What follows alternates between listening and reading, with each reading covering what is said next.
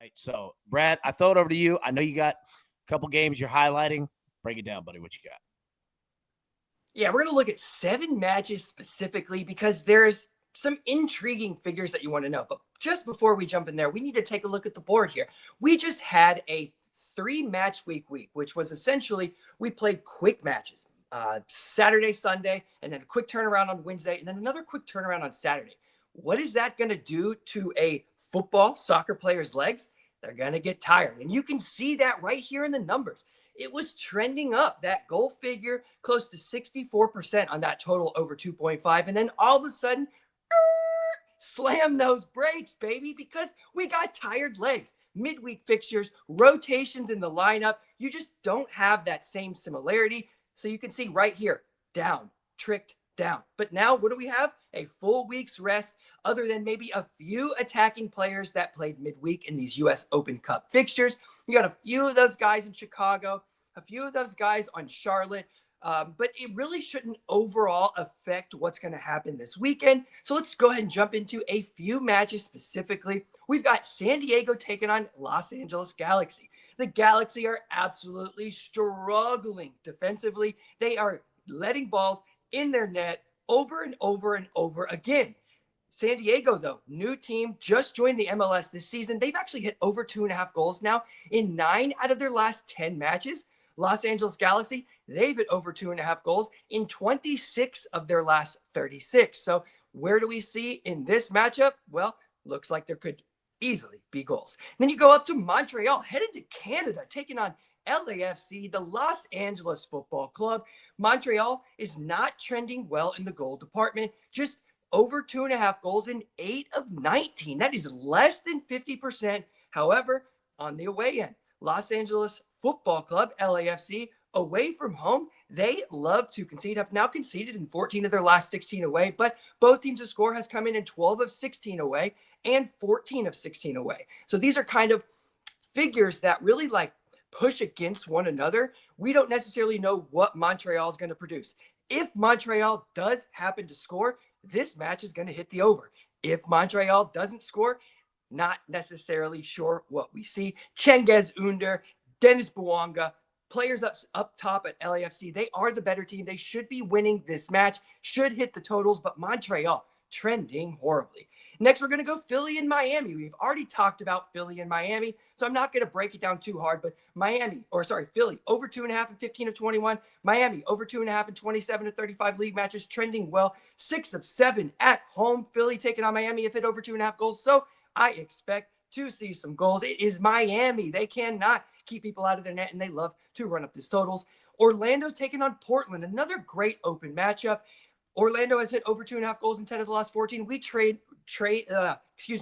We were on them last week against Miami. They got 3 goals all by themselves. Even though they gave up a solid EXG, Miami still couldn't find the net. First time, Miami couldn't find the net in 36. I mean, it's just insane what Miami was able to not do there, even with all the chances. So Orlando hitting the over, Portland hitting the over in 20 of the last 33. Just lately, they've started to trick these numbers down. I don't know if Portland is being affected by this midweek fixture slate. These run fixtures coming in quick and fast. I don't like the product that Phil Neville is putting out on the field. It just doesn't make sense what he's doing. He's putting attackers at wing backs. He's putting attacking wingers in the central of midfield. He's putting slow guys up front on the run or for the through balls. So maybe we should take a look at Portland in a few weeks. Right now, not necessarily sure. Yes, these figures are trending, but Phil Neville struggling with Portland, so be careful there. Charlotte and Columbus, another great matchup. Charlotte is trending BTTS in 9 of the last 12. Columbus is hitting over 2.5 in 18 of 25.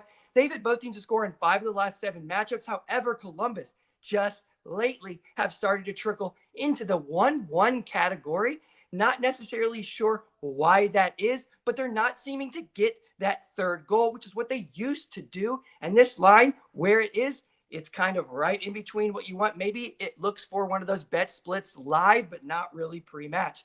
Next, NYCFC taking on Chicago. NYCFC not trending in the goal department. Over 2.5 in 5 of 16 league matches. That's not very good. But Chicago, one of the darlings that we have tailed in the past, over 2.5 in 13 of the last 15 away matches. So Chicago, they're away from home. They trend that totals but NYFC not trending that total. So I don't necessarily know where that's going to go. So if you're looking at that match, both teams to score comes in, the over 2.5 should come in.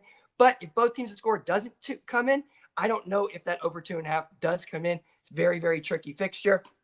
Last but not least, Atlanta and Cincinnati. Atlanta is a BTTS team, especially at home, 18 to the last 23, but their attacking players right now are absolutely dreadful. Don't know what's going on with Latte Loth. Don't know what's going on with Miguel Amarone.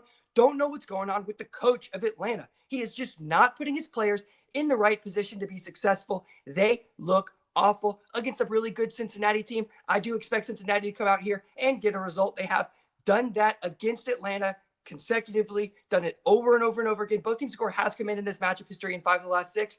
Over 2.5 has come in, and close to 90% of both teams trending both teams to score. What that means is if both teams' score comes in, over 2.5 should come in. But if over 2.5 doesn't come in, both teams' score might not come in. So that's where we sit here. Watch those legs. We're going to see what happens this weekend, and we're going to be looking toward next weekend to see if we got a little bit more of that similarity and got those legs off of that tired slate and ready for next week's slate. But we're going to keep it nice and light this weekend because of that run of fixtures that we have seen. You don't want to just throw all your chips in a basket on tired legs. As you can see, that isn't always the most advantageous decision. We're going to be tailing Miami, we're going to be tailing Philly, and we're going to look to next weekend to hit a couple others.